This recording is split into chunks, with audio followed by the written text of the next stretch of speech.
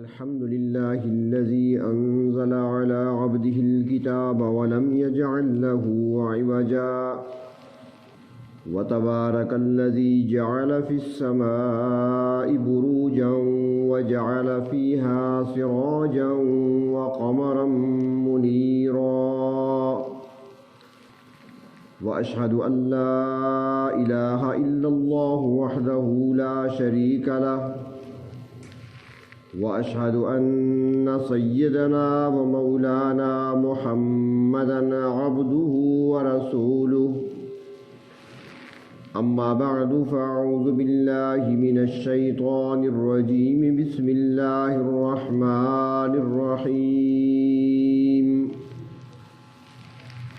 إن الذين قالوا ربنا الله ثم استقاموا تتنزل عليهم الملائكة ألا تخافوا ولا تحزنوا وأبشروا بالجنة التي كنتم توعدون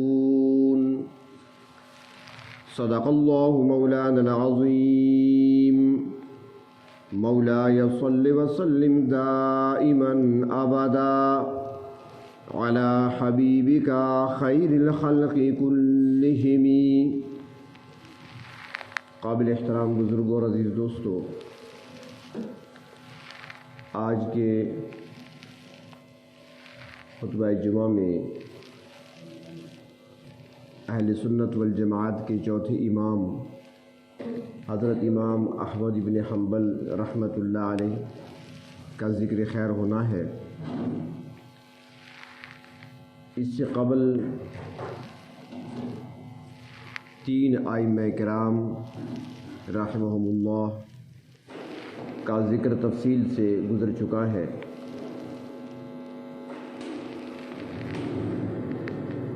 امام احمد بن حنبل رحمۃ اللہ علیہ ایک بڑا نام ہے، بڑی شخصیت ہے. اللہ رب العزت نے دین اسلام کی خدمت، دین اسلام کی نشر و اشاعت اور باطل عقائد کے رد میں ان سے بہت سارا کام لیا ہے. آج بھی دنیا میں لاکھوں کی تعداد میں ان کے پیروکار موجود ہیں جو ان کی تقلید کرنے والے ہیں. نام ان کا احمد ہے، والد کا نام محمد ہے اور دادا کا نام حنبل ہے. تو اپنے دادا کے نام کی نسبت سے احمد بن حنبل مشہور ہے. سن 150 ہجری میں ان کی ولادت ہوئی. ابھی دودھ پیتے تھے، شیرخوارگی کا زمانہ تھا کہ والد کا سایہ سر سے اٹھ گیا، یتیم ہو گئے. والدہ نے آپ کی سرپرستی کی اور آپ کی تربیت کی ہے. امام احمد بن حنبل رحمۃ اللہ علیہ علم حاصل کرنے کے لیے مختلف شہروں کے سفر کیے، مختلف اساتذہ کے سامنے بیٹھے اور اس زمانے کے مشہور محدثین اور فقہاء کی صحبت ان کو ملی، جن میں سے عبداللہ بن مبارک رحمۃ اللہ علیہ، امام شافعی رحمۃ اللہ علیہ جیسی شخصیات ان کے اساتذہ میں شامل ہیں. علم کا ذوق اتنا تھا، علم حاصل کرنے کا شوق اتنا تھا کہ آخر عمر تک علم کے حصول میں لگے رہے. جیسے آج کل ہوتا ہے نا جی کہ مدرسے سے فراغت ہو گئی، دستار فضیلت سر پہ باندھ دی گئی، سند مل گئی، سرٹیفکیٹ مل گئی، اسے فریم کرا کر اپنی ڈرائنگ روم میں اس کو سجا دیا تاکہ آنے والے دیکھیں اور ان پر رعب پڑے کہ میں بھی عالم ہوں۔ تو آج کل تو بس یہی کچھ ہے۔ لیکن انہوں نے ساری عمر جہاں دین کی نشر و اشاعت کا کام کیا، جہاں دین کی خدمت کی، جہاں شاگردوں کو پڑھایا، وہاں علم حاصل کرنے میں بھی جہاں پتہ چلتا تھا کسی صاحب علم کا فوراً پہنچ جاتے تھے، اور ان کے ذوق کا اندازہ اس بات سے لگائیں کہ ایک مرتبہ سبق کی دیر ہو رہی تھی اور طالب علم جو لیٹ تھے، تھوڑی تاخیر ہو گئی تھی، وہ تیزی سے دوڑتے ہوئے اپنے مدرسے کی طرف، مسجد کی طرف یا استاد کی طرف جا رہے تھے، دوڑ رہے تھے۔ دیکھنے والوں نے دیکھا کہ امام احمد ابن حنبل رحمۃ اللہ علیہ کی داڑھی مبارک میں بال سفید آ چکے ہیں، لڑکپن نہیں تھا، لیکن اس حال میں بھی جوتے ہاتھ میں ہیں، بچوں کے ساتھ دوڑ رہے ہیں۔ کسی نے راستے میں پکڑ لیا اور روک کر وہ کہنے لگا کہ ابو عبداللہ، اے احمد، آپ کب تک ایسے دوڑتے رہیں گے علم کے پیچھے؟ کب تک علم حاصل کریں گے؟ انہوں نے اپنا دامن چھڑایا تیزی سے اور جواب دیا کہ موت تک یہ سفر میرے علم حاصل کرنے کا جاری رہے گا۔ یہ ان کا ذوق تھا، جہاں پتہ چلتا پہنچ جایا کرتے تھے۔ ایک مرتبہ کچھ دوستوں نے آزمانا چاہا کہ پتہ چلے کہ امام احمد کو کتنی احادیث یاد ہیں۔ تو کسی نے سوال کیا کہ حضرت، علم کے حصول میں انسان اگر لگا ہوا ہے اور اس کے پاس 30,000 احادیث اسے یاد ہو گئی ہیں تو کیا یہ کافی نہیں؟ حضرت خاموش، جواب نہیں دیا۔ پھر اس نے کہا کہ اگر کسی کے پاس 60,000 احادیث جمع ہو جائیں تو کیا یہ کافی نہیں اس کے لیے کہ وہ بیٹھ کر سکون سے پڑھاتا رہے، بس کافی ہے؟ امام صاحب پھر بھی خاموش۔ اس طریقے پر وہ سوال پہ سوال کرتا رہا اور وہ کہنے لگے کہ اسی مجلس میں ان سوال و جواب میں ہم نے اندازہ لگا لیا کہ امام احمد ابن حنبل کو 3 لاکھ حدیث زبانی یاد ہیں۔ یہ ذوق تھا ان کا۔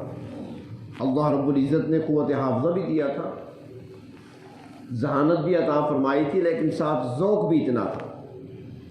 اور یہ نہیں کہ وہ بہت بڑے جاگیردار تھے اور ان کے پاس بہت بڑی جائیداد تھی اور مال و دولت کی فراوانی تھی اور اس کام کے لیے اپنے آپ کو فارغ کر رکھا تھا، ایسا بھی نہیں تھا۔ غربت نے ان کے ہاں ڈیرے ڈالے ہوئے تھے۔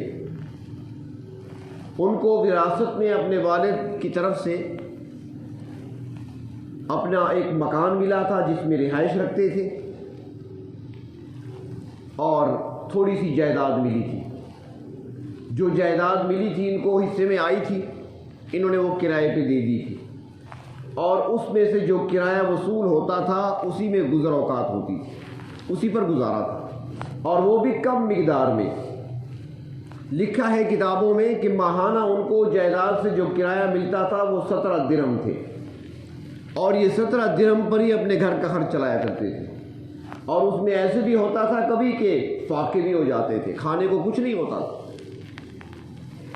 لیکن اللہ کی ذات پر توکل اور بھروسہ اتنا تھا کہ کسی سے کچھ لینے کے لیے تیار نہیں ہوتے تھے، کسی سے کچھ قبول نہیں کیا کرتے تھے۔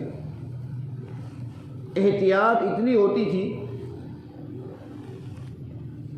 کہ فرماتے ہیں کہ ایک مرتبہ 3 دن گھر میں فاقہ رہا، 3 دن کے بھوکے تھے، کچھ نہیں تھا کھانے کو۔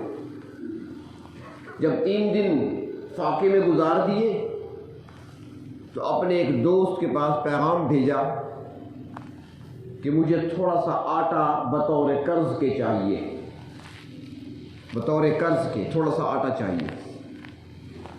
دوست کے پاس پیغام پہنچا اور پیغام پہنچانے والے نے حقیقت بھی بتا دی۔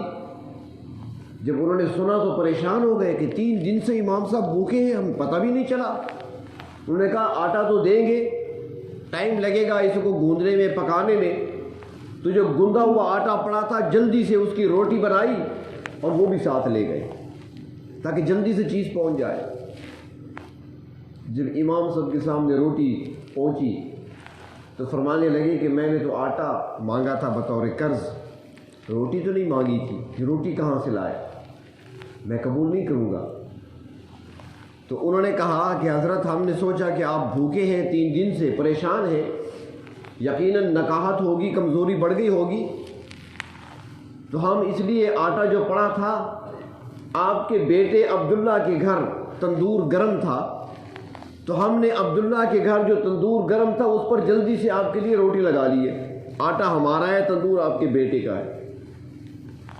فرمایا کہ یہ روٹی میں استعمال نہیں کر سکتا، اس لیے کہ بیٹا تو میرا ہے عبداللہ، لیکن اس نے وقت کے خلیفہ اور وقت کے بادشاہ کا ہدیہ قبول کیا تھا، اور اس کے گھر میں جو تندور جل رہا تھا، جو لکڑی جل رہی تھی، ہو سکتا ہے کہ ہدیے کی رقم ہو، لہذا میں روٹی استعمال نہیں کر سکتا۔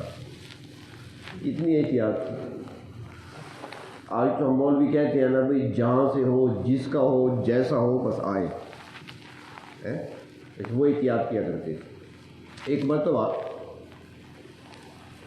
طلب علم کے دوران جب مکہ مکرمہ تشریف لے گئے تھے تو وہاں پر کلاس میں غیر حاضر رہنے لگے۔ کسی نے دیکھا کہ احمد نظر نہیں آ رہے، ابن حنبل نظر نہیں آ رہے، غائب ہو گئے، کہاں چلے گئے؟ تو پتہ کرتے کرتے ایک بندہ ان کے گھر تک جا پہنچا، وہ گھر پہ مل گئے۔ ان سے پوچھا بھائی آپ کیوں نہیں آ رہے؟ آپ کو ہم دیکھ نہیں رہے، مجلس میں نہیں ہوتے، آپ احادیث کا درس ہوتا ہے، آپ نہیں نظر آ رہے کئی دنوں سے، خیریت تو ہے؟ کہنے لگے ہاں میرے ہاں چوری ہو گئی، چور میرے کپڑے لے گیا ہے۔ اب اس وقت جو میرے پاس کپڑا ہے بس وہ سطر چھپانے کا تو ہے، لیکن اتنا نہیں ہے جسے پہن کر باہر نکل سکوں، اس لیے گھر میں بیٹھا ہوں، کپڑے چور لے گیا۔ تو دوست نے کہا کہ میرے پاس کپڑے پڑے ہیں، میں لا کر دے دیتا ہوں۔ فرمایا میں قبول نہیں کر سکتا۔ دوسرے نے کہا میں آپ کو کچھ رقم دے دیتا ہوں، کپڑے لے لیں۔ اس نے کہا یہ بھی نہیں، میں اللہ کے سوا کسی اور کے در سے کچھ لینے کے لیے تیار نہیں ہوں۔ تو پھر اس نے کہا کہ اچھا حضرت ایسے کریں کہ میں نے کچھ لکھائی کا کام کرنا ہے، آپ مجھے یہ ذرا تحریر لکھ دیں، میں آپ کو اس کا معاوضہ دے دوں گا۔ تو میں ٹھیک ہے، جو لکھوانا ہے بتاؤ، میں لکھ دوں گا۔ انہوں نے تحریر لکھ کر دی تھی، اور تحریر کے بدلے میں اس نے 1 دینار دے دیا۔ جب دینار مل گیا تو کہنے لگے آپ مہربانی کرو میرا کام بھی کر دو، دینار لے جاؤ بازار، کپڑا لے آؤ۔ کپڑا لایا گیا، اس کو 2 حصوں میں تقسیم کیا، آدھا تہبند بنا لیا، آدھا اوپر چادر کے طور پہ ڈال لیا، سب اپنے حاضر ہو گئے۔ احتیاط بھی اتنی اور غیرت بھی اتنی، اور تعلق بھی عرب سے تھا، خالص عرب ہے، اور ان کا سلسلہ نسب چند سلسلوں کے بعد نبی اکرم صلی اللہ علیہ وسلم سے جا کر ملتا ہے۔ خالصتاً عرب ہے احمد ابن حنبل، اجمی نہیں ہے۔ تو طلب علم کے لیے سفر کیے، لمبے سفر کیے، کبھی بغداد کا سفر، کبھی مکہ مکرمہ کا سفر، تو کبھی یمن کا سفر، کبھی بصرہ کا سفر، کبھی کوفہ کا سفر، مختلف شہروں کی طرف جاتے اور علم کو حاصل کرتے رہے۔ اور اس وقت کے جید علماء اور نامور فقہا اور محدثین سے انہوں نے علم حاصل کیا، امام احمد ابن حنبل نے۔ اور یہ دور وہ دور تھا جب فتنے سر اٹھا رہے تھے۔ 2 صدی ہجری میں کئی فتنے وجود میں آئے۔ تو اس زمانے میں ایک فتنہ معتزلہ کی صورت میں بھی سامنے آیا، اور انہوں نے عجیب و غریب عقائد دنیا کے سامنے پیش کیے۔ انہوں نے یہود و نصارہ سے فکر و فلسفہ ایسا سیکھا کہ انہوں نے یہ کہنا شروع کر دیا کہ قرآن پاک یہ مخلوق ہے، جس طرح باقی ساری چیزیں اللہ کی مخلوق ہیں، یہ بھی اللہ کی مخلوق ہے، جبکہ قرآن پاک مخلوق نہیں ہے بلکہ اللہ کا کلام ہے، اور اللہ تعالیٰ کی ذات قدیم ہے تو قرآن بھی قدیم ہے۔ مخلوق نہیں ہے. مخلوق وہ ہے جسے اللہ نے پیدا کیا ہو، اور کلام وہ ہوتا ہے جو انسان کے اندر سے نکلے، اس کو کلام کہتے ہیں. مخلوق کو پیدا کیا جاتا ہے، باقی ساری چیزوں کو اللہ نے پیدا کیا ہے، اور قرآن پیدا نہیں کیا گیا، یہ اللہ تعالیٰ کا کلام ہے، کلام اندر سے نکلتا ہے. حدیث شریف میں بھی آتا ہے کہ قرآن پاک سے برکت حاصل کرو، اس لیے کہ وہ ہوا کلام اللہ، یہ اللہ کا کلام ہے، وخرج منہ، اور اللہ کے اندر سے نکلا ہوا ہے. اب اللہ تبارک و تعالیٰ کی ذات تو ہماری سوچ فکر عقل سے ورا ہے، نہ ہماری عقل کی رسائی ہے وہاں تک، اور نہیں ہمیں اس پر سوچنے کی اجازت، اور نہ ہماری عقل وہاں تک پہنچ سکتی ہے. اس ذات کے بارے میں کوئی نہیں جان سکتا، اس لیے روکا گیا ہے. اس ذات کے بارے میں نہ سوچو کہ وہ کیسے ہے، اس کے احکامات کی طرف دیکھو، اس نے حکم کیا دیا ہے. ہم تو مخلوق ہیں اس کی، ہم اس کی حقیقت کو نہیں پا سکتے. لا تدرکہ الابصار وہو یدرک الابصار، اس کو آنکھیں نہیں پا سکتی، وہ ہم سب کو دیکھ رہے ہیں. وہو معکم اینما کنتم، جہاں بھی تم ہوتے ہو وہ تمہارے ساتھ ہے، لیکن ہم اس کے ساتھ رہنے کو سمجھ نہیں سکتے. اور وہ خود فرماتے ہیں نحن اقرب الیہ من حبل الورید، میں تمہاری رگ حیات سے بھی زیادہ تمہارے قریب ہوں. قریب بھی ہے ہمارے، ہر وقت ہمارے ساتھ بھی ہے. تو بہر طور عقیدہ تو یہ تھا اہل سنت والجماعت کا کہ قرآن مخلوق نہیں ہے بلکہ اللہ تبارک و تعالیٰ کا کلام ہے. جبکہ انہوں نے عقیدہ گھڑا یہود و نصارہ سے لیا. اور یہ عقیدہ کہاں سے آیا؟ یہ کس کے شاگرد تھے؟ تو ان کا بڑا استاد جو تھا یہ وہ تھا کہ جو مدینہ منورہ کا ایک مشہور یہودی تھا لبید نام کا، اور یہ وہی یہودی ہے جس نے نبی کریم صلی اللہ علیہ وسلم پر جادو بھی کیا تھا، جس کا تذکرہ بھی آتا ہے حدیث میں. وہ بدبخت لبید، وہ یہودی، اس کی اولاد میں سے ایک پیدا ہوا، کیونکہ لبید کا اپنا یہ عقیدہ تھا کہ تورات مخلوق ہے، تو اس کے پوتے پڑ پوتے نے یہ عقیدہ دنیا کے سامنے رکھا کہ قرآن بھی مخلوق ہے جس طرح تورات مخلوق ہے. تو کچھ لوگ قائل ہو گئے، اور جو قائل ہوئے وہ بھی پڑھے لکھے تھے، ان پڑھ تو تھے نہیں، علم تو تھا ان کے پاس. اور انہوں نے کوشش کی کہ جو وقت کا خلیفہ تھا وہاں تک رسائی حاصل کر لی. ہارون رشید کے دور میں وہ لوگ باہر آئے لیکن دبے رہے، تحریک ان کی چلتی رہی. جب مامون کا دور آیا، مامون رشید کا دور آیا عباسی خلفاء میں سے، تو اس دور میں انہوں نے پرپرزے نکالے اور آگے بڑھے، یہاں تک کہ دربار تک رسائی ہوئی، اور بادشاہ جو تھا وقت کا مامون رشید، اس کے ذہن کو بھی بگاڑ دیا، اپنا اثر وہاں تک پہنچا دیا. اور مامون کا بھی عقیدہ وہی بن گیا جو ان کا عقیدہ تھا، اور انہوں نے یہ مشہور کر دیا کہ جو قرآن کو مخلوق نہیں مانتا وہ مشرک ہے. ان حالات میں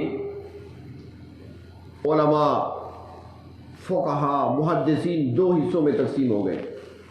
کچھ تو وہ تھے جو ان کی بات کے قائل ہو گئے، ان کی بات کو تسلیم کر لیا، ان کی بات کو مان لیا، ان کے عقیدے پر لبیک کہہ دیا. اور کچھ وہ تھے جو خاموش ہو کر بیٹھ رہے. اس دور میں جب یہ فتنہ پھیل رہا تھا تو ایک بزرگ تھے، اللہ رب العزت نے انہیں جرأت و استقامت عطا فرمائی تھی، مکہ مکرمہ میں رہتے تھے، شیخ عبدالعزیز کنانی.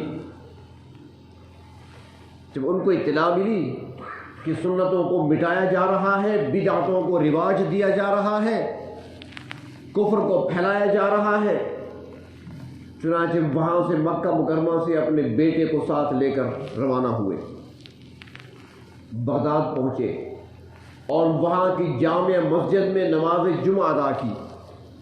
اپنے بیٹے کو سمجھا دیا تھا.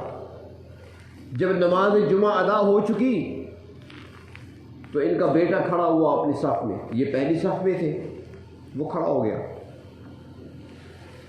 انہوں نے بیٹے سے سوال کیا کہ کہ بیٹا یہ بتاؤ قرآن کے بارے میں تم کیا کہتے ہو، مخلوق ہے یا قدیم ہے؟ اللہ کی صفت ہے یا مخلوق ہے؟ بیٹے نے جواب میں کہا کہ وہ مخلوق نہیں ہے، یہ اللہ کی صفت ہے، اللہ کا کلام ہے۔ بس یہ جملہ کہا تو پولیس پہنچ گئی، اس گستاخ کو گرفتار کرو۔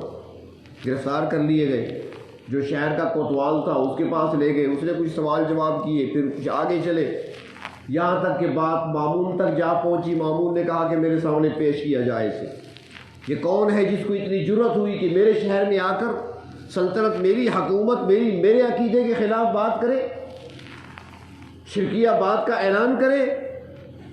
چنانچہ بادشاہ نے شیخ عبدالعزیز کو دربار میں بلوایا اور جتنے علماء تھے، فقہا تھے جو اس کے ہم نوا، سب کو دعوت دے دی کہ آؤ، ایک شیخ آئے ہیں اور اس نے مسجد میں آ کر ہی اعتراض کیا ہے ہم پر، ہمارے عقیدے کو چھیڑا ہے اس نے، گویا ہمیں للکارا ہے اس نے۔ تو بڑے دربار میں اس سے پوچھا جائے گا، اور اگر اس کا کوئی سوال ہوگا تو میرے پاس علماء موجود ہوں تاکہ اس کو جواب دے سکیں۔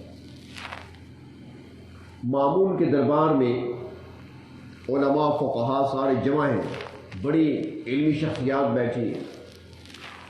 شیخ عبدالعزیز کو بھی لایا گیا مختلف مراحل سے گزار کر، باہر تو ایک لمبا واقعہ ہے۔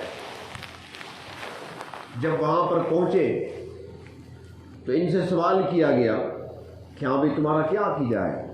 تو شیخ عبدالعزیز نے سب سے پہلے تو ایک جرأت مندانہ انداز سے بادشاہ کو مخاطب کر کے ایک جرأت والی تقریر کی، اس کو مخاطب کر کے، اور اس کے سارے رازوں سے پردہ اٹھایا کہ تم قیامت کے دن اللہ کو، اللہ کے رسول کو کیا جواب دو گے؟ بدعتوں کو تم نے رواج دے دیا، سنتوں کو تم نے مٹا کر رکھ دیا، جو کلمہ حق کہنے کے لیے آئے اس کو سزا دینے کے لیے تم تیار بیٹھے ہو، جیلوں میں ڈال رہے ہو تم اہل حق کو، اور باطل کو تم کھلی چھٹی تم نے دے رکھی ہے۔ دین اسلام پر قدغن لگائی جا رہی ہے تمہارے دور میں، اور تم تماشائی بنے بیٹھے ہو۔ شیخ عبدالعزیز نے خوب سنوائی اور مامون الرشید بڑے اطمینان سے سنتا رہا۔ جب ان کی تقریر مکمل ہوئی تو مامون کہنے لگا کہ آپ کی باتیں تلخ ضرور ہیں، کسی حکمران کے سامنے ایسی بات کرنا معمولی بات نہیں ہے، لیکن جہاں اللہ نے مجھے تخت شاہی دیا ہے، مجھے اللہ نے حلم بھی عطا فرمایا ہے، میرے پاس حلم بھی ہے، میں سمجھ بوجھ والا بندہ ہوں، پڑھا لکھا ہوں، ایسے حکمران نہیں بن بیٹھا، تو لہٰذا میرا غضب، میرا غصہ مجھ پہ غالب نہیں آ سکتا، دلیل سے بات ہوگی، علماء بیٹھی ہیں، ان کے سامنے تمہارا عقیدہ کھلے گا، اگر تم جیت گئے تو میں تمہاری پیروی کروں گا، اور اگر ہار گئے تو پھر سزا کے لیے تیار ہو جاؤ۔ انہوں نے کہا ٹھیک ہے۔ اس کے بعد وہاں پر جو معتزلہ کے جو علماء بیٹھے تھے، ان کو جو اہل علم بیٹھے تھے، ان کے ساتھ مناظرہ شروع ہوا، ایک لمبا چوڑا مناظرہ ہے، کافی باتیں ہوئی، کافی گفتگو ہوئی، لیکن یہاں پر سارا سنانا مقصود نہیں ہے۔ ایک طرف تو اہل حق کی بات اور دوسری طرف بتانا مقصود ہے کہ اہل علم نے کس انداز سے قربانیاں دی ہیں۔ جب ہر طرف سارے دشمن ہی دشمن نظر آتے ہوں، سارا دربار مخالف، اور اکیلے تن تنہا کھڑے ہو کر کلمہ حق ادا کرنا یہ معمولی بات نہیں ہے۔ بڑے بڑوں کی ٹانگیں کانپتی ہیں ایسے موقعوں پر۔ چنانچہ سوال و جواب ہوتے رہے، مناظرہ چلتا رہا، آخر میں ایک سوال کیا، معتزلہ کی طرف سے سوال ہوا۔ انہوں نے سوال کیا شیخ عبدالعزیز سے کہ شیخ یہ بتائیے، جواب دیجئے کہ اللہ خالق کل شیء، اللہ تعالیٰ ہر چیز کے پیدا کرنے والے ہیں، یہ تو مانتے ہو نا؟ قرآن حکیم میں بار بار آیا اللہ خالق کل شیء، اللہ تعالیٰ ہر چیز کے خالق ہیں، پیدا کرنے والے ہیں۔ انہوں نے کہا بالکل ٹھیک ہے۔ تو انہوں نے کہا کہ بھئی اگر اللہ تعالیٰ ہر چیز کے پیدا کرنے والے ہیں، بات سمجھ رہے ہیں نا؟ ہر چیز، شیء کے معنی چیز، اللہ خالق کل شیء، ہر چیز کے پیدا کرنے والے، ہر چیز کے۔ تو اب یہ بتاؤ قرآن بھی شیء ہے کہ نہیں؟ قرآن بھی چیز ہے کہ نہیں؟ اگر قرآن چیز ہے تو اللہ خالق ہے، اس کا وہ مخلوق ہے۔ سوال کر دیا۔ شیخ عبدالعزیز سمجھ گئے کہ کس انداز سے دھوکہ دینا چاہتے ہیں۔ انہوں نے فرمایا کہ پہلے میری بات کو سمجھو اور یہ شے جو ہے کیا ہے اور خالق کا معنی کیا ہے۔ انہوں نے کہا نہیں، مامون کی طرف دیکھا، دیکھیں جی جواب نہیں ہے اس کے پاس، جواب نہیں دے سکتا۔ جب انہوں نے دیکھا کہ یہ تو بازی الٹی جا رہی ہے تو انہوں نے فوراً سوال کیا کہ یہ بتاؤ کہ جتنی زندہ چیزیں ہیں ان کو ذی نفس کہا جاتا ہے، جتنی زندہ چیزیں ہیں ان کو ذی نفس کہا جاتا ہے، تو کیا اللہ تبارک و تعالیٰ بھی نفس ہے؟ ہر زندہ چیز ذی نفس، جسے ہم ذی روح بھی کہتے ہیں، ذی نفس ہے ہر چیز، کیا اللہ تعالیٰ بھی نفس ہے یا نہیں؟ انہوں نے کہا کیسے؟ فرمایا کہ قرآن پاک میں آتا ہے وَيُحَذِّرُكُمُ اللَّهُ نَفْسَهُ، اللہ تعالیٰ اپنے نفس سے تمہیں ڈراتے ہیں۔ اللہ تعالیٰ اپنے نفس یعنی اپنے آپ سے، لیکن لفظ نفس کا استعمال ہوا، اللہ تعالیٰ اپنے نفس سے یعنی اپنے آپ سے تمہیں ڈراتے ہیں، تو معلوم ہو اللہ تعالیٰ کا نفس ہے نا؟ انہوں نے کہا جی نفس ہے۔ فرمایا کل نفس ذائقۃ الموت، ہر نفس نے مرنا ہے، تو کیا اللہ پر موت آئے گی؟ بتاؤ، پھنسا دیا ان کو۔ اب وہ کہہ رہے تھے کہ اللہ خالق کل شیء، اگر ہر چیز کا خالق اللہ ہے تو قرآن بھی شیء اور چیز ہے، تو اللہ خالق ہوا، یہ مخلوق ہوئی۔ انہوں نے کہا کہ اگر اس بات کو اگر لے تو پھر آؤ یہاں پر کہ اگر ہر ذی نفس نے موت کا پیالہ پینا ہے تو اللہ تعالیٰ اپنے بارے میں خود فرماتے ہیں وَيُحَذِّرُكُمُ اللَّهُ نَفْسَهُ، اللہ تعالیٰ اپنے آپ سے تمہیں ڈراتے ہیں، نفس کا وہاں پر ذکر فرمایا ہے۔ تو اگر ہر نفس نے موت کا پیالہ پینا ہے تو پھر کیا اللہ پر موت آئے گی؟ مامون کانوں کو ہاتھ لگانے لگا، استغفر اللہ استغفر اللہ، اللہ تعالیٰ کی ذات تو باقی ہے، اس پر فنا تو نہیں آئے گی، اللہ پر موت نہیں آ سکتی۔ فرمایا اللہ پر موت نہیں آ سکتی تو قرآن بھی مخلوق نہیں بن سکتا۔ اور انہی جملوں سے مامون پہ اثر ہوا اور وہ جو تشدد کا راستہ اختیار کیے ہوئے تھا باز آ گیا، پیچھے ہٹ گیا۔ ان کو باعزت طریقے سے روانہ کیا گیا، انعام و اکرام دے کر۔ لکھا ہے کتابوں میں کہ جب شیخ عبدالعزیز اندر جا رہے تھے تو لوگ رو رہے تھے، آنسو پوچھ رہے تھے کہ مسافر ہیں، کتنی خوبصورت شکل کے مالک ہیں، سفید ان کی داڑھی ہے، ابھی تھوڑی دیر کے بعد ان کا جنازہ یہاں سے نکلے گا۔ لوگ رو رہے تھے، لیکن جب یہ باہر آ رہے تھے تو لوگ چھتوں پہ کھڑے ہو کر پھول نچھاور کر رہے تھے، حیران تھے کہ یہ شخص بچ کر کیسے آ گیا۔ لیکن جب باہر نکلے تو دنیا کو پتہ چلا کہ صرف بچ کر نہیں آئے بلکہ فاتح بن کر آئے ہیں، حق بات کو منوا کر باہر آئے ہیں۔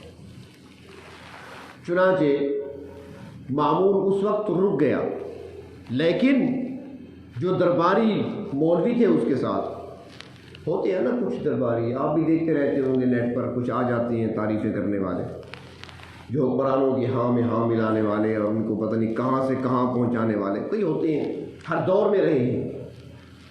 چاہے وہ مغلیہ حکمرانوں کو دیکھ لیں تو وہاں بھی آپ کو فیضی نظر آئے گا، وہاں پر آپ کو ابو الفضل نظر آئے گا۔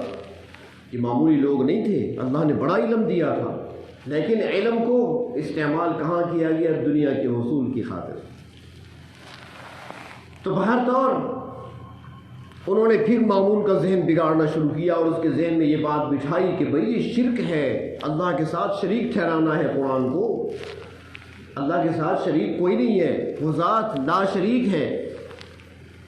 مامون کے ذہن کو خراب کیا تو مامون آخری دور میں پھر تشدد پہ اتر آیا۔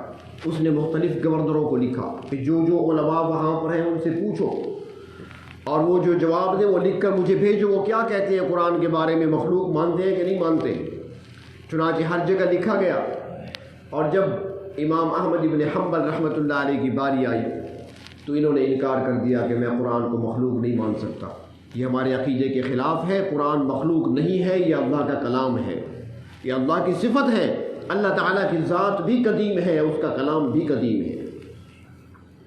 4 علماء تھے جنہوں نے انکار کیا، 4 صرف، ورنہ باقی تو سارے شہر بھرے ہوئے تھے علماء سے، فقہاء سے، خاموش ہو گئے، سارے دب گئے، کچھ مرعوب ہو گئے، زیادہ تر حامی ہو گئے، لکھ کر دے دی ہم آپ کے ساتھ ہیں۔ تو بہر طور کچھ لوگ ہوتے ہیں جو لکھ کر دے دیتے ہیں۔ تو 4 افراد تھے جو عظیمت کے پہاڑ نظر آ رہے تھے، لیکن جب تشدد کو دیکھا، جب سختیوں کو دیکھا تو دو نے لکھ کر دے دیا، ہار مان لی انہوں نے، دو باقی بچ گئے، محمد بن نوح رحمۃ اللہ علیہ اور امام احمد بن حنبل۔ چنانچہ بادشاہ کی طرف سے حکم آیا کہ گرفتار کر کے لایا جائے میرے پاس، بیڑیاں پہنا کر، ہتھکڑیاں پہنا کر میرے پاس لایا جائے۔ ان کو لایا جا رہا تھا، کئی دن کا سفر تھا راستے میں، اسی سفر کے دوران محمد بن نوح کی وفات ہو گئی، صرف امام احمد بن حنبل اس میدان میں تنہا رہ گئے۔ تو ابھی ایک دن کا سفر باقی تھا، شام کا وقت تھا، کل صبح مامون کے پاس پہنچنا تھا، تھوڑا سفر باقی تھا کہ کسی نے آ کر چپکے سے بتایا امام احمد بن حنبل کو کہ امام صاحب پتہ ہے مامون نے کیا فیصلہ کیا ہے؟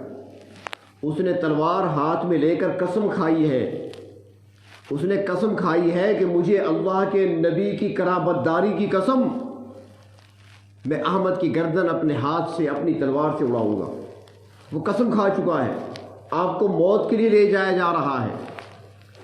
احمد بن حنبل نے سنا تو وہیں پر آسمان کی طرف دیکھا، مستجاب الدعوات تھے، مستجاب الدعوات تھے، اور کوئی بھی مستجاب الدعوات بن سکتا ہے، لیکن شرط کیا ہے؟ سب سے پہلی شرط عقل حلال۔ جیسے پہلے عرض کیا وہ کھانے میں کتنی احتیاط کیا کرتے تھے۔ اسی وقت آسمان کی طرف دیکھا، اللہ یہ تلوار نکل آئی ہے علماء کی گردنیں اڑانے کے لیے، اللہ اس سے نبٹ لے میرے جانے سے پہلے۔ بس دعا کر لی، قافلہ روانہ ہوا۔ جب صبح ہوئی تو پیغام لانے والے نے پیغام دیا کہ رات مامون کی موت واقع ہو گئی، وہ دنیا میں نہیں رہا۔ ایک مرتبہ احمد بن حنبل رحمۃ اللہ علیہ کے دور میں ایک خاتون رہتی تھی، بیمار تھی، اور وہ سالہ سال سے، شاید کہ 30 سال سے وہ چارپائی پہ تھی، پاؤں جواب دے چکے تھے، چلنے کی طاقت نہیں تھی، بس بستر پہ پڑی تھی۔ ایک دن بیٹے سے کہنے لگی، بیٹا احمد بن حنبل کے پاس چلا جا، میرے لیے دعا تو کرا لے، عرصہ ہو گیا، اب تو تھک گئی ہوں، میرے لیے دعا کرا لے۔ ان کا ٹھیک ہے۔ بیٹا آ گیا، اس نے امام صاحب سے عرض کیا، حضرت میری والدہ 30 سال سے بیمار ہیں، بستر پہ ہیں، ٹانگیں خشک ہو چکی ہیں، سوکھ چکی ہیں، اب تو سوال ہی پیدا نہیں ہوتا کہ وہ اٹھ سکے یا چل سکے، لیکن انہوں نے دعا کی درخواست کی ہے، میں درخواست لے کر حاضر ہوا ہوں، ان کے لیے دعا کر لیں۔ احمد بن حنبل نے جواب میں فرمایا کہ بیٹا دعاؤں کے تو اس سے شاید زیادہ ہم خود محتاج ہیں، جا کر ان سے کہہ دینا کہ میرے لیے دعا کر لیں۔ اب وہ نوجوان باہر نکلا، اس نے سوچا کہ بھئی دعا تو نہیں کر رہے، وہ تو کہہ رہے ہیں ان سے کہے تو دعا کر لیں۔ حالانکہ وہ اس مقام پہ تھے کہ ایک مرتبہ کسی عورت پر جنات نے تنگ کیا ہوا تھا، کسی عورت کو چھوڑ نہیں رہے تھے، بڑے عاملوں کو دکھایا، بڑے اس فن کے ماہرین کو دکھایا، لیکن کسی کا دم اثر نہیں کر رہا تھا، کوئی جن کو بھگا نہیں سکتا تھا۔ تو کسی نے مشورہ دیا کہ چلے جاؤ امام احمد بن حنبل کے بہو نے کہا وہ تو دم وغیرہ نہیں کرتے، چلے تو جاؤ، دعا تو کر لیں گے، دم نہیں کرتے تو۔ چنانچہ آ گئے کہ حضرت ہماری جوان خاتون ہے، اس کو جنات نے تنگ کیا ہوا ہے، ایک جن ہے جو اوپر حاضر ہوا پڑا ہے اور جا نہیں رہا، پریشان کیا ہوا ہے، کافی لوگ آئے، دم بھی کیا، ہر ٹوٹکا ہر ٹونا آزمایا ہم نے، لیکن کچھ نہیں ہو رہا۔ فرمایا اور تو مجھے کچھ نہیں آتا، یہ میرے جوتے لے جاؤ، جا کر 2-4 لگا دو، اسے جوتا لے جاؤ میرا، 2-4 لگا دو، چلا جائے گا۔ اب وہ بیچارے مذاق سمجھنے لگے کہ بھئی جوتی کیا کرے گی حضرت کی، نہ کوئی دم ہے نہ کوئی چیز ہے۔ وہ احمد بن حنبل کا جوتا تھا، پہلے وہ شخصیت لاؤ بعد میں جوتے دیکھنا۔ تو جوتا لے کر گئے وہاں، جو ہی وہ مکان میں داخل ہوئے جوتا لانے والے، وہ عورت جس میں جن حاضر ہو چکا تھا، حاضری ہو چکی تھی، وہ اٹھ کر بیٹھ گیا، ہاتھ جوڑ کر کہنے لگا کہ ادب سے جوتا لے جاؤ، جہاں سے لائے ہو وہاں جا کر رکھ دو۔ احمد بن حنبل نے اللہ اور اللہ کے رسول کی اطاعت کی ہے، ہم کون ہوتے ہیں اس کی نافرمانی کرنے والے، میں جا رہا ہوں پھر کبھی واپس نہیں آؤں گا۔ جن وہاں سے ایسا گیا کہ دوبارہ کبھی اس عورت کی طرف نہیں آیا۔ اطاعت کی وجہ سے تو بہر طور نوجوان نے درخواست کی، میری والدہ درخواست کر رہی ہے کہ دعا کریں، تو جواب میں فرمایا کہ ہم زیادہ محتاج ہیں اس بات کی کہ ہمارے لیے دعا کر لی جائے۔ نوجوان باہر نکل آیا کہ شاید دعا نہیں کر رہے۔ نوجوان باہر نکلا تو ایک بوڑھی عورت بھی باہر نکلی۔ اس نے کہا، اے نوجوان تو کیا کہنے آیا تھا حضرت سے؟ امام صاحب سے کون سی بات ہوئی؟ میں دور سے دیکھ رہی تھی۔ نوجوان نے کہا، میں آیا تو تھا، میری والدہ نے مجھے بھیجا تھا کہ میرے لیے دعا کراؤ، اور حضرت نے کہا کہ میں زیادہ محتاج ہوں، میرے لیے دعا کرے، بس کچھ نہیں کہا۔ اس بوڑھی خاتون نے کہا، مبارک ہو، جلدی سے گھر جاؤ، تیرے نکلنے کے بعد امام صاحب نے اپنے ہاتھ اٹھا دیے، بڑی عاجزی انکساری سے رب تعالیٰ سے تیری والدہ کے لیے مانگ رہے ہیں صحت و عافیت، دعا کر رہے ہیں۔ مقصد کیا تھا؟ دکھانا نہیں چاہتے تھے۔ جیسے پہلے بتایا تھا نا، امام مالک رحمۃ اللہ علیہ سجدہ نرم جگہ پہ کیا کرتے تھے تاکہ پیشانی پر نشان نہ بنے اور لوگ دیکھ کر بڑا زاہد نہ سمجھنے لگ جائیں، بڑا عبادت گزار ہے، بڑا زاہد ہے، چھپاتے تھے اپنے آپ کو۔ تو امام صاحب نے ان کے سامنے دعا نہیں کی، ان کے جانے کے بعد غائبانہ ہاتھ اٹھائے دعا کر رہے ہیں۔ وہ نوجوان کہتا ہے، میں جب گھر گیا دروازہ بند تھا، میں نے دستک دی، جب دستک دی تو 30 سال کے بعد پہلی مرتبہ میری والدہ خود چل کر آئی دروازہ کھولنے کے لیے۔ اللہ نے ان کو ٹانگیں عطا فرما دی تھی۔ تو مستجاب الدعوات تھے۔ جب ان کو سزا دی جا رہی تھی نا، جب ان کو کوڑے پڑ رہے تھے، کوڑے مارے جا رہے تھے برسر دربار، تو اس موقع پر قمیص تو اتار لی گئی تھی، لیکن جو شلوار بندھی ہوئی تھی نا، تو کوڑے ایسے پڑے کہ شلوار کا ازار بند جو ہوتا ہے، ازار بند جانتے ہیں نا، ناڑا جسے کہتے ہیں آپ، وہ ٹوٹ گیا اور سلوار نیچے گرنے لگی۔ آسمان کی طرف دیکھا خاموشی سے، بغیر ازار بند کے سلوار جہاں تھی وہاں رک گئی۔ بعد میں کسی نے کہا، امام صاحب میں دیکھ رہا تھا، دربار میں موجود تھا، جب آپ کو کوڑے پڑ رہے تھے، آپ کا ازار بند ٹوٹ گیا تھا، شلوار گرنے والی تھی، تو اس وقت آپ نے آسمان کی طرف دیکھا تھا۔ اس کے بعد میں نے دیکھا کہ کپڑا جہاں تھا بغیر کسی رکاوٹ کے رکا رہا۔ یہ کیا ماجرا ہے؟ آسمان کی طرف دیکھ کر آپ نے کیا کیا تھا؟ امام صاحب کہنے لگے کہ جب میں نے دیکھا ازار بند ٹوٹ گیا، سلوار گر جائے گی، سطر کھل جائے گا، میں نے اوپر دیکھا، میرے اللہ میں نے ساری زندگی اپنا سطر کسی کے سامنے نہیں کھولنا، اللہ تیرے دین کے دفاع کے لیے مار کھا رہا ہوں، کوڑے کھا رہا ہوں، اللہ مجھے بے پرد تو نہ کرنا۔ بس میں نے یہی دل میں کہا تھا، میرے اللہ نے اس کو بغیر ازار بند کے سلوار کو وہیں پر روک دیا اور سطر ان کا نہ کھل سکا۔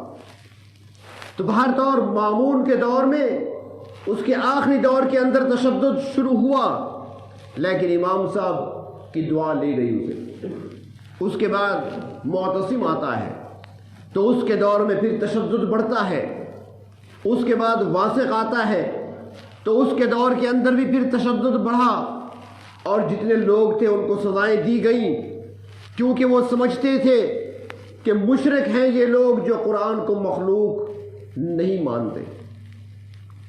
چنانچہ اسی دور کے اندر امام صاحب کو جیل میں رکھا گیا، اور پھر ان کو برسر دربار کوڑے بھی مارے گئے، اور کوڑے جب پڑتے تھے امام صاحب کے جسم پر، لکھا ہے کتابوں میں، جب پہلا کوڑا ان کے جسم پہ پڑا تو زبان سے نکلا بسم اللہ، جب دوسرا پڑتا ہے تو زبان سے نکلتا ہے لا حول ولا قوت الا باللہ، جب تیسرا کوڑا پڑتا ہے تو کہتی ہیں القرآن کلام اللہ، قرآن اللہ کا کلام ہے۔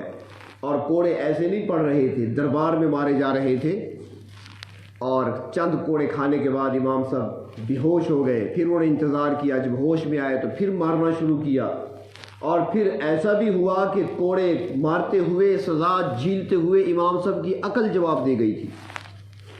معمولی مار تو نہیں تھی، بلکہ وہاں پر موجود ایک تاریخی جملہ ایک درباری نے کہا جو تاریخ میں آج تک محفوظ ہے۔ وہ کہتا ہے کہ میں اس وقت موجود تھا، میں دیکھ رہا تھا کہ جو کوڑے امام احمد کی کمر اور پیٹھ پر پڑ رہے تھے، اگر یہ کوڑے کسی ہاتھی کو مارے جاتے تو ہاتھی بھی درد کی وجہ سے چیخ اٹھتا، لیکن امام صاحب کی پیٹھ تھی جو برداشت کر رہے تھے۔ یہ کوڑے برداشت کیے، رسوائی دنیا کی برداشت کر لی، سب کے سامنے مار کھانا برداشت کر لیا، یہ تشدد برداشت کر لیا، لیکن دین کے اندر ملاوٹ نہیں ہونے دی۔ آج جو دین ہم تک پہنچا ہے، ہم بھول چکے ہیں اپنے اسلاف کو، اور یہی تو وجہ ہے کہ آج ہمیں مستقبل کی منزل نظر نہیں آ رہی، مستقبل کے لیے ہمارے پاس آج راستہ ہم کو نظر نہیں آتا۔ وہ قومیں جو اپنے اکابرین اور اپنے اسلاف کی تاریخ کو بھلا دیتی ہیں، پھر وہ اپنے مستقبل کے لیے بہتر راستوں کا تعین نہیں کر سکتی، وہ پھر بھٹکتی رہتی ہیں۔ آج ہمارے بھٹکنے کا سبب یہی ہے کہ ہم نے اپنے اسلاف کو پڑھنا ہی چھوڑ دیا، ان کی تاریخ کو بھلا دیا، کہ انہوں نے سب سے زیادہ فوقیت اللہ کے دین کو دی تھی۔ ایک مسلمان ہونے کی حیثیت سے ایمان اول نمبر پہ ہے، دین پہلے نمبر پہ ہے، باقی ساری چیزیں بعد کی چیزیں ہیں۔ تو امام صاحب نے برسر دربار کوڑے کھائے، مارے کھائیں، سزائیں برداشت کی، لیکن دین میں ملاوٹ نہیں ہونے دی۔ دین کو جس حال میں اللہ کے رسول صلی اللہ علیہ وسلم سے صحابہ نے حاصل کیا تھا اور ان تک پہنچا تھا، بغیر ملاوٹ کے اس دین کو آگے پہنچایا ہے۔ یہ ان لوگوں کا ہم پر احسان ہے۔ کبھی جب تنہائی میں بیٹھے ہوں تو کبھی زیادہ نہیں تو کم از کم 3 مرتبہ سورۃ اخلاص پڑھ کر اپنے ان بزرگوں کو ایصال ثواب کر دیا کریں۔ ان کے ہم پر بہت زیادہ احسانات ہیں، ہم ان احسانات کا بدلہ نہیں چکا سکتے، کیونکہ ہم بہت دور آ چکے ہیں نبی اکرم صلی اللہ علیہ وسلم کی حیات طیبہ سے۔ ہمارا دور بہت دور ہے، 14 صدیاں گزر چکی ہیں۔ اگر وہ دفاع نہ کرتے، وہ یہ مشقتیں برداشت نہ کرتے، وہ یہ تکلیفیں نہ اٹھاتے، تو آج ہمارے پاس دین خالص حالت میں نہ پہنچتا۔ آج ملاوٹ والا دین ہمارے پاس ہوتا۔ جس طرح تورات کا حشر ہوا، تورات والوں نے کس انداز سے آگے دین پہنچایا آنے والوں تک، انجیل والوں نے دین کیسے پہنچایا آنے والوں تک، تو اللہ نہ کرے پھر ہمارا حشر بھی یہی ہوتا۔ لیکن انہوں نے ایک ایک حدیث پر محنت کی ہے، ایک ایک روایت کے حصول کے لیے انہوں نے سینکڑوں میل سفر کیے ہیں، مشقتیں اٹھائی ہیں، بھوک برداشت کی ہے، پیاس برداشت کی ہے، گرمی کو برداشت کیا، سردی کو برداشت کیا۔ لباس پورا نہیں ہوتا تھا ان کے پاس، سردی سے بچنے کا انتظام نہیں ہوتا تھا ان کے پاس، اور پڑھنے کے لیے رات کو ان کے پاس چراغ نہیں ہوتا تھا۔ ہماری تو لائٹیں ہیں، بلب ہے، روشن ہے، کمکمے ہیں ہمارے پاس، ان کے پاس کچھ نہیں ہوتا تھا۔ اتنی رقم نہیں ہوتی تھی کہ تیل خرید کر اپنی روشنی کا انتظام کریں۔ چاند کی چاندنی میں کھڑے ہو کر کتابوں کو یاد کیا ہے، احادیث کو پڑھا ہے، ہم تک پہنچایا، اور ایک ایک راوی جس سے روایت کرتے ہیں اس کی تحقیق کی ہے۔ دین ایسے نہیں پہنچا ہم تک۔ ایک بزرگ کو پتہ چلا، وہ حدیث شریف کو جمع کر رہے تھے کہ فلاں شہر میں، فلاں دیہات میں، فلاں علاقے میں ایک شخص ہے، اس کے پاس نبی اکرم صلی اللہ علیہ وسلم کی 2-4 حدیثیں محفوظ ہیں اس کے پاس، اور جس سند سے اس نے لی ہے وہ سند بڑی مضبوط ہے۔ سند اسے کہتے ہیں نا جو رابطہ ہوتا ہے۔ مثلا میں نے سنا حضرت شیخ مولانا علاء الدین صاحب رحمۃ اللہ علیہ سے، انہوں نے سنا حضرت شیخ العرب والعجم سید حسین احمد مدنی رحمۃ اللہ علیہ سے، انہوں نے سنا ہے شیخ الہند حضرت مولانا محمود الحسن دیوبندی رحمۃ اللہ علیہ سے، اس کو سند کہتے ہیں، سلسلہ۔ تو ان کی سند بڑی مضبوط ہے جس کے پاس حدیثیں ہیں۔ انہوں نے سفر کیا، لمبا چوڑا سفر کر کے کئی دنوں کے بعد وہاں پہنچے۔ جب وہاں پہنچے تو پوچھا یار اس نام کی کوئی شخصیت ہے یہاں پر؟ انہوں نے کہا جی ہاں ہیں۔ تو کہاں ملیں گے؟ انہوں نے کہا جی اس وقت وہ جنگل میں، قریبی جنگل ہے، وہاں پر اپنی بکریاں چرانے گئے ہوئے ہیں، وہاں آپ کو ملیں گے۔ کس شکل و صورت کے ہیں؟ اس شکل و صورت کے ہیں، اتنا قد ہے، اس رنگ کی داڑھی مبارک ہے ان کی، ایسا کرتا پہنے ہوئے ہیں، یہ لباس ہوگا۔ انہوں نے کہا ٹھیک ہے۔ یہ چلے گئے جنگل کی طرف۔ جب وہاں گئے تو ایک شخص کو دیکھا کہ اس نے اپنا دامن ایسے پکڑا ہوا ہے، اور بکری کو پکڑنے کے لیے اس کے آگے، یہاں پہ دیکھا ہوگا دیہات پہ جو بکریاں چرانے والے ہیں نا، تو اس طرح دامن پکڑتے ہیں، اور بکری پھر قریب آتی ہے، کس لیے؟ وہ سمجھتی ہے کہ کچھ میرے لیے ہے اس میں۔ جب وہ قریب آتی ہے اسے پکڑ لیتے ہیں، دامن خالی ہوتا ہے۔ تو اس شخص نے جس سے یہ حدیث سننے کے لیے گئے تھے، لمبا سفر کر کے آئے تھے، جب وہاں پہنچے تو دیکھا اس نے اپنا دامن ایسے پکڑا ہوا ہے بکری کو پکڑنے کے لیے۔ بکری قریب آئی، پکڑ لیا، جب انہوں نے دیکھا تو دامن خالی تھا، چھوڑ دیا۔ یہ واپس پلٹے، کسی نے کہا کہ حضرت آپ تو حدیث سننے آئے تھے نا، یہی بزرگ ہیں؟ اس نے کہا جس نے بکری کو دھوکہ دیا ہے کیا مجھے دھوکہ نہیں دے گا؟ بکری کو دھوکہ دیا ہے، خالی دامن تھا، بکری کے لیے کچھ نہیں تھا، اور اس کو دھوکہ دے دیا۔ ہو سکتا ہے کہ حدیث کے اندر ملاوٹ کر لے اور میں وہ حدیث آگے بیان کروں گا، یہ حدیث تو چلے گی قیامت تک، نسلوں میں چلے گی، تو ملاوٹ والی حدیث کو میں آگے چلانا نہیں چاہتا۔ اتنی احتیاط کی گئی ہے۔ اور یہ مسئلہ آپ بھی سن لیں، بچوں کے ساتھ آپ بھی ایسے کرتے ہیں، بلا لیتے ہیں اسے، آؤ میں ٹافی دوں گا، پھر ہوتی کچھ نہیں ہے، ٹافی ہوتی نہیں ہے آپ کے پاس، آ جاؤ میں فلاں چیز دوں گا، پھر اسے پکڑ لیتے ہیں، دیتے کچھ نہیں ہے۔ یہ جھوٹ نہیں ہونا چاہیے، دھوکہ نہیں دینا چاہیے۔ اگر آپ وعدہ کر رہے ہیں تو اس کو دیں، آپ اس چیز کا وعدہ کریں جو آپ کی جیب میں موجود ہو۔ کبھی جب بچوں کو دعوت دیں، انہیں بلائیں، اور اگر وعدہ کریں کہ فلاں چیز میں نے دینی ہے تو پھر وہ ضرور دیا کریں، اور اس چیز کا وعدہ کیا کریں جو آپ کے پاس موجود ہو۔ جو چیز موجود نہیں ہے، ورنہ اگر آپ نے شروع سے ایسا کہنا شروع کر دیا تو یوں سمجھ لیں کہ صرف آپ نے جھوٹ نہیں بولا، آپ نے جھوٹ کی ایک عمارت کی بنیاد رکھ دی ہے۔ صرف جھوٹ نہیں بولا گیا کہ آپ نے جھوٹ بول دیا، یا آپ نے بنیاد رکھ دی ہے، یہ جھوٹ آگے نسلوں میں چلے گا۔ پھر تو بچے کی جب تربیت کرنی ہے تو سچائی پہ کرنی ہے، ان کو جھوٹ کا عادی نہیں بنانا۔ دروازے پہ کوئی آ گیا، کوئی کہہ دے نابو نہیں ہے گھر پہ، کیا ہے؟ اب صرف یہ نہیں کہ آپ نے اپنی جان چھڑا لی، آپ نے بچے کو جھوٹ کا عادی بنا دیا، کل کو وہ یہی کچھ کرے گا، جو وہ سیکھے گا، جو دیکھے گا وہی کرے گا۔ تو بہر طور میں عرض یہ کر رہا تھا کہ محدثین نے، فقہا نے اتنی محنت کی، مشقتیں اٹھائیں، تکلیفیں برداشت کی، دین میں ملاوٹ نہیں ہونے دی، اور انہوں نے خود بھی کسی کو دھوکہ نہیں دیا اور نہ ہی کسی سے دھوکہ لیا ہے۔ تو امام صاحب رحمۃ اللہ علیہ نے ساری زندگی تقریباً بڑھاپے کی عمر تکلیفوں میں گزاری، اذیتوں میں گزاری، لیکن کسی بادشاہ کے دربار میں جا کر انہوں نے انعام حاصل نہیں کیا۔ حالانکہ وہ دور آیا جب معتصم اور واسق کے بعد متوکل کے دور آیا، تو متوکل صحیح العقیدہ مسلمان تھا، صحیح عقیدہ رکھنے والا تھا، امام صاحب سے محبت کرنے والا تھا، بڑی قدر و احترام اور عزت کی نظر سے دیکھنے والا تھا۔ کئی مرتبہ اس نے ہدیہ بھیجا، لیکن امام صاحب نے لینے سے انکار کر دیا۔ کئی مرتبہ بھیجا اس نے ہدیہ کہ تھوڑا سا ہدیہ قبول کر لیں، لیکن امام صاحب نے اللہ کے سوا کبھی کسی سے نہ کوئی مدد مانگی اور نہ ہی کبھی کسی کی طرف سے آئی ہوئی چیز کو قبول کیا۔ ہمیشہ اپنے مختصر سے رزق حلال پر ہی گزارا کیا ہے۔ بلکہ ایک وقت ایسا بھی آیا کہ جب آپ بصرہ تشریف لے گئے علم حاصل کرنے کے لیے، وہاں کچھ احادیث حاصل کرنے کے لیے گئے، تو سخت سردی کا زمانہ تھا، سخت سردی پڑ رہی تھی۔ جب وہاں پہنچے تو ان کے پاس زاد راہ ختم ہو چکا تھا، کھانے کے لیے کچھ نہیں تھا۔ تو سردی کے سخت موسم میں جو گرم جبہ پہنے ہوئے تھے اس کو بیچ کر اپنے پیٹ کا انتظام کیا۔ کسی سے نہ قرض لیا، نہ کسی سے مدد لی، نہ کسی سے ادھار لیا۔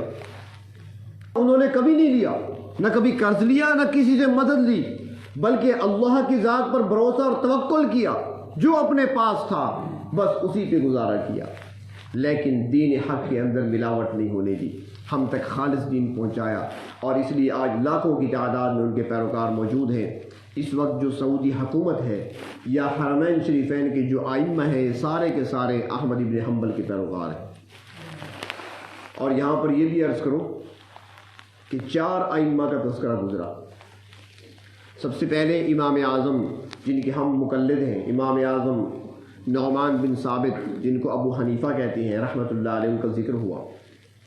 اس کے بعد امام مالک رحمۃ اللہ علیہ جو دوسرے نمبر پہ ہیں۔ تیسرے نمبر پر امام شافعی رحمۃ اللہ علیہ کا تذکرہ ہوا، اور چوتھے نمبر پہ آج امام احمد ابن حنبل کا تذکرہ ہوا۔ یہ چاروں امام ہیں۔ تو کچھ ساتھیوں نے مجھ سے سوال کیا کہ ہم ہیں تو مقلد امام اعظم کی اور آپ تعریف سب کی کر رہے ہیں، تو ایک بات تو سمجھیں، اور وہ یہ ہے کہ نبی اکرم صلی اللہ علیہ وسلم سے جو اعمال ثابت ہیں، جو افعال ثابت ہیں، جو احادیث کے اندر موجود ہیں، مثال کے طور پر آپ صلی اللہ علیہ وسلم نے نماز میں رکوع میں جاتے ہوئے رکوع سے سر مبارک اٹھاتے ہوئے رفع دین کیا ہے، اللہ اکبر، سمع اللہ لمن حمدہ، ربنا لک الحمد، ہاتھ مبارک اٹھائے گئے، رفع دین اسے کہتے ہیں۔ یہ آپ نے کیا ہے، پھر آپ نے چھوڑا بھی ہے۔ پہلے آپ کیا کرتے تھے، بعد میں آپ نے چھوڑ دیا تھا۔ یہ ایک مثال دے رہا ہوں، باقی مسائل بھی ایسے ہیں۔ اب اللہ رب العزت کو اپنے محبوب بہت پیارے ہیں، یہ تو آپ جانتے ہیں، اور جس طرح آپ اللہ کو پیارے ہیں، آپ کی ہر ادا بھی اللہ کو پیاری ہے۔ جس سے محبت ہوتی ہے اس کی ہر ادا سے محبت ہوتی ہے نا، اس کی ہر ادا سے محبت ہوتی ہے، اس کی ہر چیز جو اس سے نسبت رکھتی ہے اس سے محبت ہوا کرتی ہے۔ تو اللہ کے محبوب ہیں تو آپ کی ہر ادا اللہ کو پسند اور پیاری ہے۔ اللہ تعالیٰ نہیں چاہتے تھے کہ جو آپ نے ایک مرتبہ کام کیا اور دنیا سے مٹ جائے، اللہ تعالیٰ آپ کی ہر ادا کو باقی رکھنا چاہتے تھے۔ اس کے لیے کسی کو شافی بنا دیا، کسی کو حنفی بنا دیا، کسی کو مالکی بنا دیا۔ ہر ادا باقی ہے باقی محبوب کی، رفع دین باقی ہے، رفع دین نہ کرنا وہ بھی باقی ہے۔ ہم نہیں کرتے، وہ کرتے ہیں، اس میں نہ کسی لڑنے جھگڑنے کی بات ہے۔ وہ آمین اونچی آواز سے کہتے ہیں تو ہم آہستہ کہتے ہیں۔ ہمارے ہاں یہ ہے کہ بھائی آخر عمر میں آمین آہستہ ہوا کرتی ہے۔ وہ کہتے ہیں کہ نہیں، جس صحابی سے وہ روایت لیتے ہیں تو وہ کہتے ہیں کہ میں نے جب نماز پڑھی تھی آپ نے اور سب نے آمین اونچی آواز میں کہی تھی، تو سارے اونچی آواز میں کہتے ہیں۔ لڑنے جھگڑنے کی کوئی بات نہیں ہے۔ وہاں جاتے ہیں تو ان کے پیچھے نماز پڑھتے ہیں، وہ یہاں آتے ہیں تو ہمارے پیچھے نماز پڑھ لیتے ہیں۔ یہ چاروں ائمہ برحق ہیں، لیکن تقلید ایک کی کرنی ہوگی۔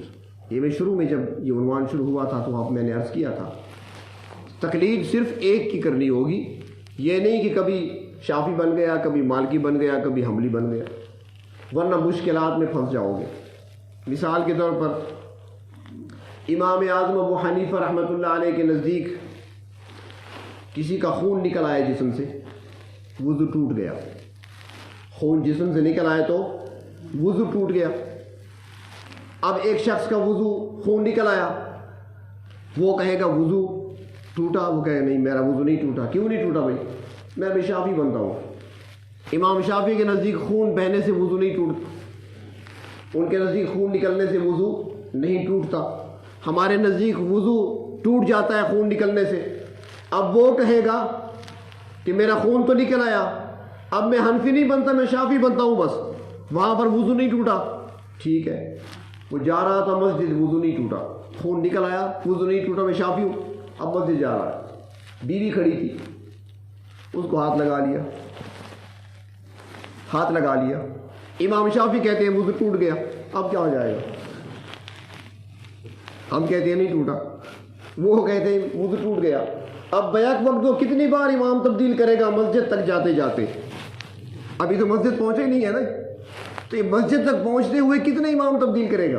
تو اس لیے مشکل میں پھنس جائے گا وہ جو ہر جگہ ہاتھ مارے گا۔ اس لیے تقلید ایک کی کرنی ہوگی۔ ہے چاروں برحق، ان چاروں کا نام ہے اہل سنت والجماعت۔ ان چاروں ائمہ کے جو پیروکار ہیں ان چاروں کو کہتے ہیں اہل سنت والجماعت۔ لیکن تقلید ایک کی کرنی ہوگی، بیک وقت سب کی نہیں کی جا سکتی۔ اور قرآن حکیم اور نبی اکرم صلی اللہ علیہ وسلم کے فرامین جو ہیں انہی کی تشریح کرنے والے یہ فقہا ہیں۔ انہوں نے دین اپنی طرف سے نہیں بنایا، بلکہ جو دین آیا تھا اس دین کو انہوں نے ترتیب دیا ہے جو پہلے بکھرا ہوا تھا۔ صحابہ کے دور میں مسائل بکھرے ہوئے تھے، انہوں نے ان کو یکجا کیا ہے، جمع کیا ہے، ترتیب دی ہے، مدون کیا ہے، کتابی شکل میں لکھ کر امت کے حوالے کیا ہے۔